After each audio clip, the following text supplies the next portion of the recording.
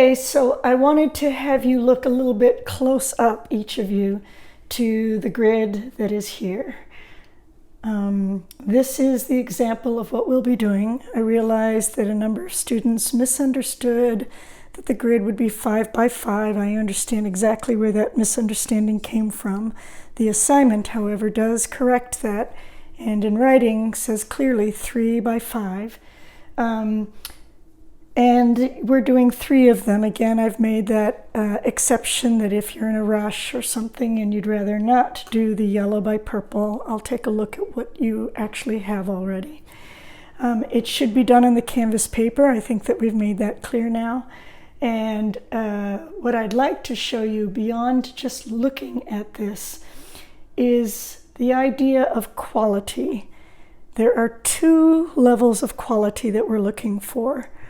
One is if you check each of these columns and you look just at the section where it is bright and then one stage of being duller, you should see 2 colors, 2 rows, and they should feel very much like they're, in this case, in the red.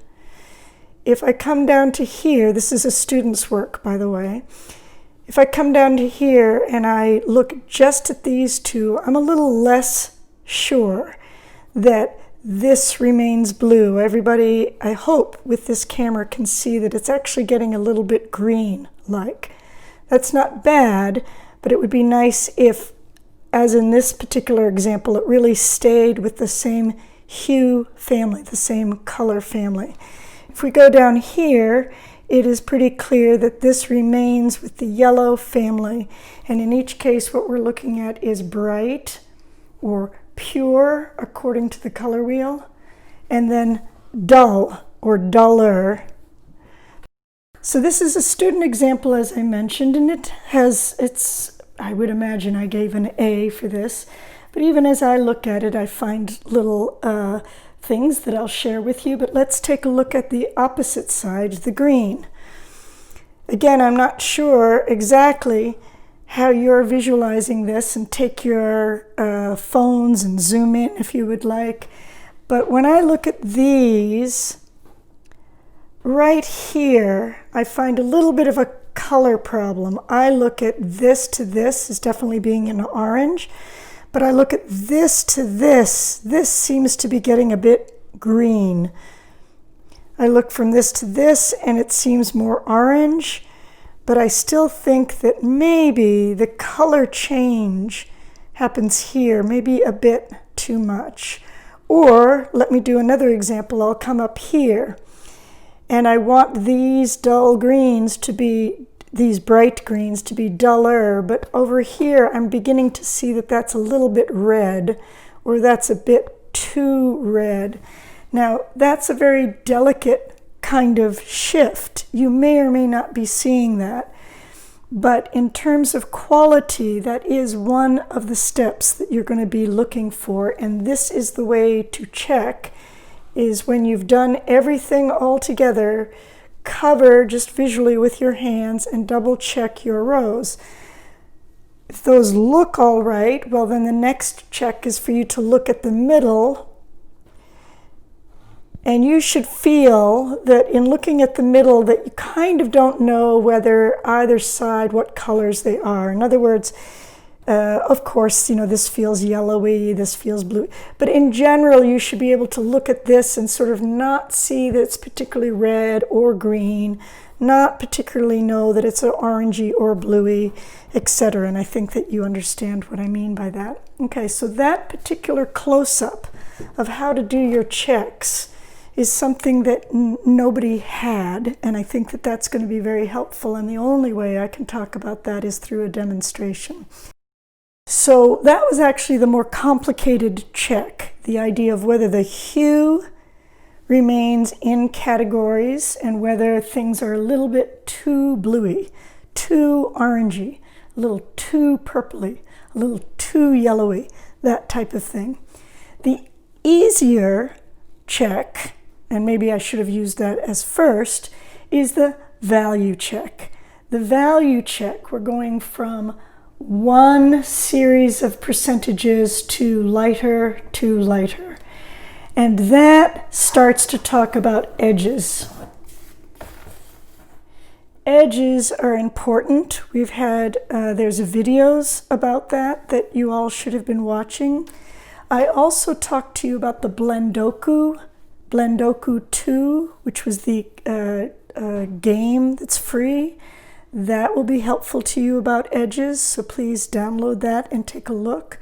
But if I go through a quick tutorial about edges, I'm going to take some of these ColorGrid papers and I'm going to quickly mention to you that it is clear, or at least I hope it is clear, that you're looking at some ColorGrid paper that is more white towards more pure.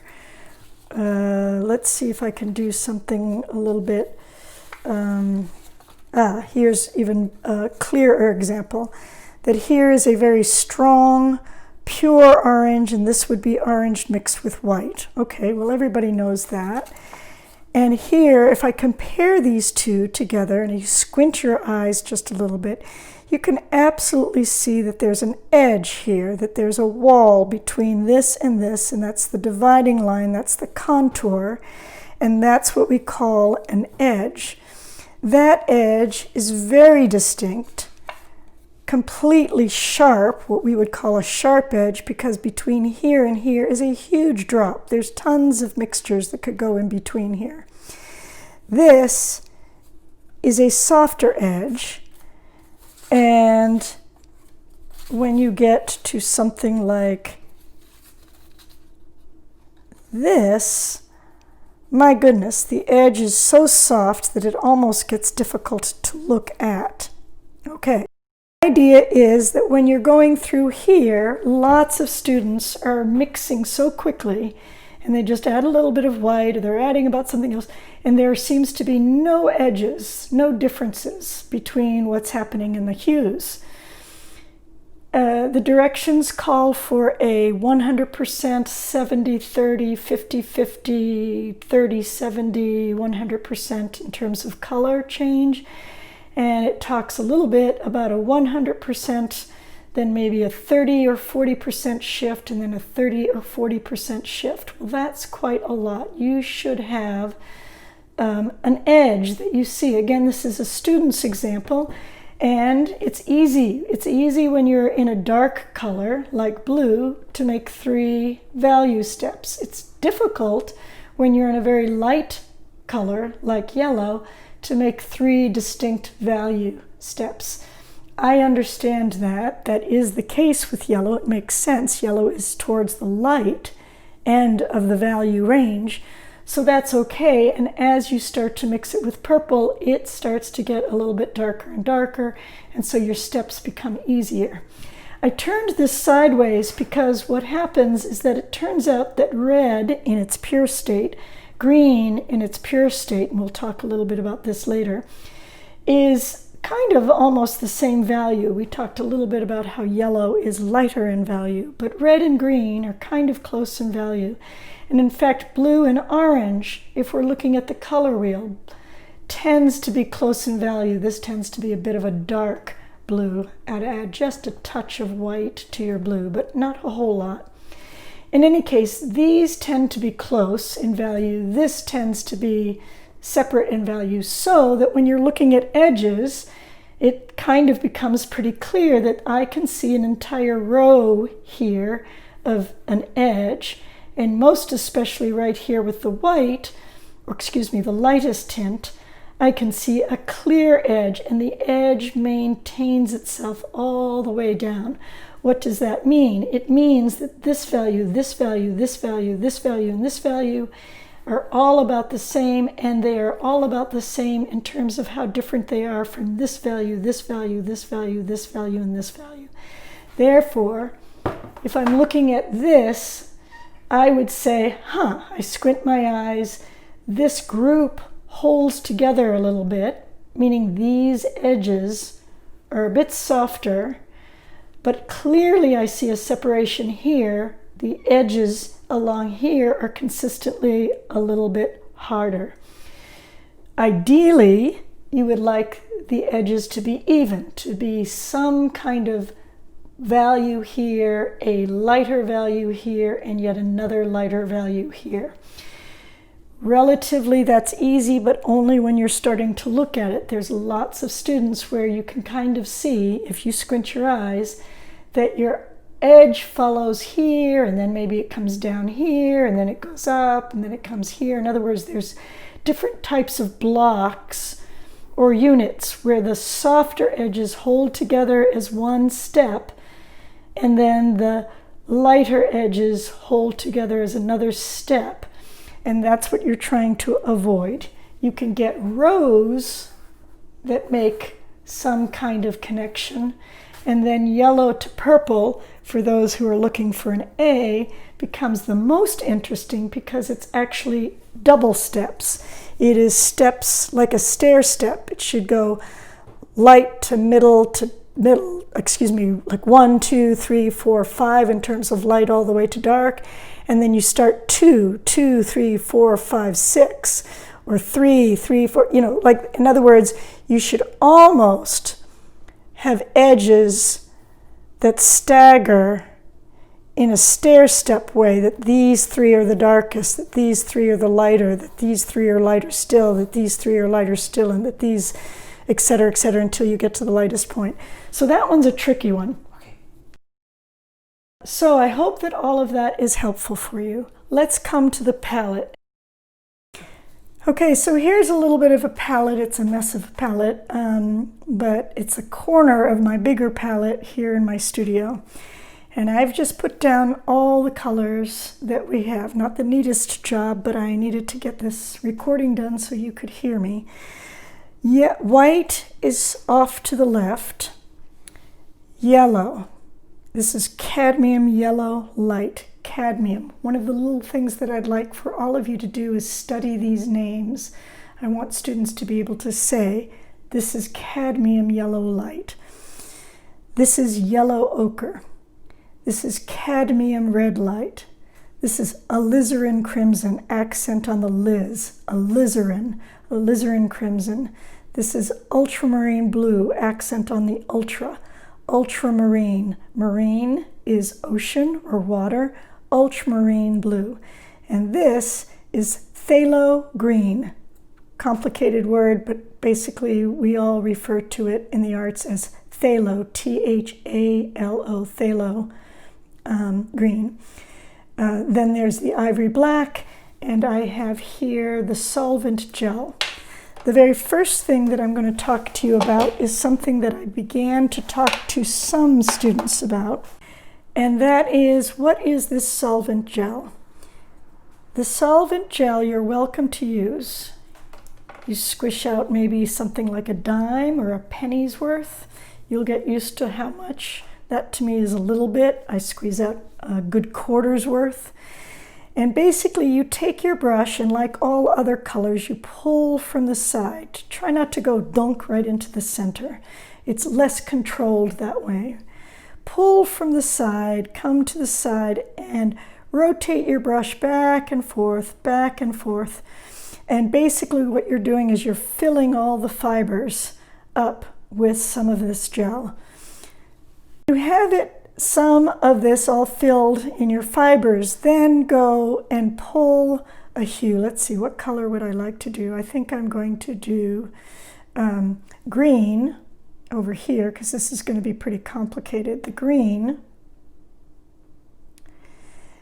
And I'm going to do red. Now I should have a different brush.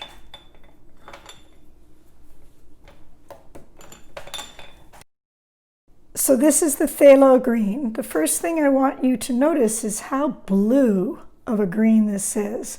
The second thing I want you to notice, and you've probably noticed this already, is that this is a very translucent color. It turns out that we have 3 translucent colors in this grouping. Your alizarin crimson, accent on the liz, alizarin crimson is translucent. The ultramarine blue is translucent, and the phthalo green is translucent. Translucent as compared to your ochre, your red, your white, your black, your yellow, those are much less translucent. Okay, well, translucent colors are tough to work with, partly because they feel so messy. They show all the streaks, and one way to handle that is to put just a tad of white. White is less translucent, and so you add just a bit of white, not enough to change the color too terribly much, but just enough to make it a bit more opaque. That's kind of nice.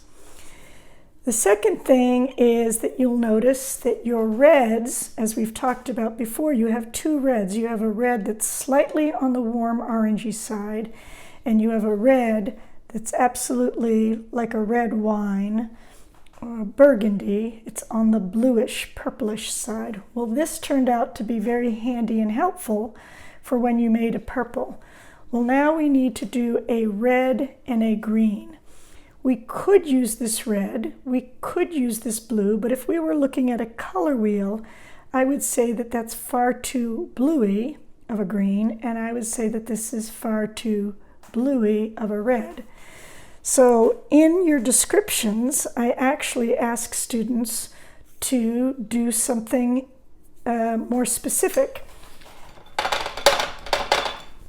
And that is to make your own red. There's a reason for these colors.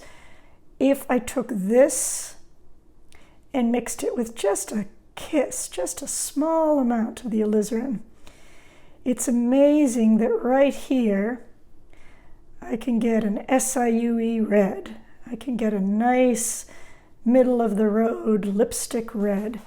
That saved us from buying a tube of cadmium yellow, cadmium red medium. That's $8 right there that we didn't have to spend. Very good. Now I'm going to take the green, and you can imagine what I'm about to do. I'm going to take this very timid yellow, which hopefully you now have a little bit of experience with, and I'm going to inch it into the green. I'm not going to take this yellow and dump it into that green, because that green is very strong and it'll just lose all the yellow. So now I'm beginning to go, oops, I've got some red on my brush, but basically I'm taking this and I'm inching in until I feel like, aha, right there, a kind of a nice green. Now I could go a little bit bluer if I wanted. Any of this range. Now I feel I could even go a little bit further. But I think that hopefully with this camera you can see clearly now that I'm closer to a red and I'm closer to a green. You need to do that before you get started on your red-green project. Okay, so now you're all thinking to yourself, oh God, this is terrible. And if you have done a fairly nice grid, but you did not pay attention to these extra details, bring me over, put your hand up. I'm looking for a good grid, and I am looking for you all to understand your colors and how to mix them and how to not overmix and how to be sensitive to the various tinting powers and the kind of qualities of these colors. That's what we're really looking for. In my request of making you or asking you to do a middle red and a more secondary green, obviously I'm asking for more mixing so that in the end this project really had you doing a lot of mixing. However, it's maybe, especially if you've done a nice grid or fairly successful grid, it's not worth you going back to try to start all over again. My apologies that I didn't get this video to each of you. I think that this will be helpful. Okay, so we've talked a little bit about your purple yellow. We're now getting a little bit of an example of the red green. The final example has to do with the blue orange, and so it will come easier to you that you take the blue. In my write-up, I talk about adding just a little bit of white, not enough to make it a blue tint, That's a blue tint. But maybe that's a blue tint. Maybe somewhere there where the blue is still pretty darn dark. And there's a whole range in there. All of this is visual. It's not like there's a perfect percentage that I go around with a calculator saying that you're 2 points off. Of course not. So that's around the area. You could go darker than that. I'm fine with that. Since I have a dark, a medium, and a light here, I'm going to just spend a minute going back and forth, adjusting until I think that I've got some nice value steps. Right now, this to this is a nice step, but these two are too close. So I'm going to go into here. Now I can see this edge. I don't know if we can get a close-up, but you can see this edge. But now this edge is softer. So I'm going to come back.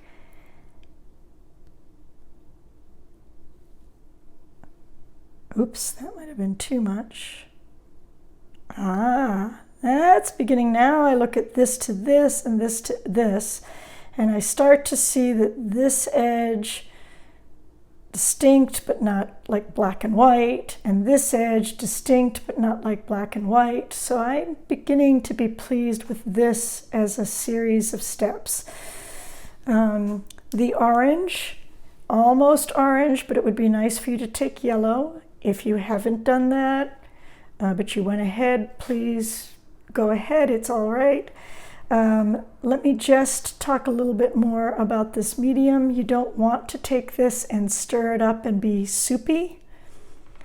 Actually, there is something that this is a different technique. This is called glazing, and we'll talk about it later. You want to just have enough on your brush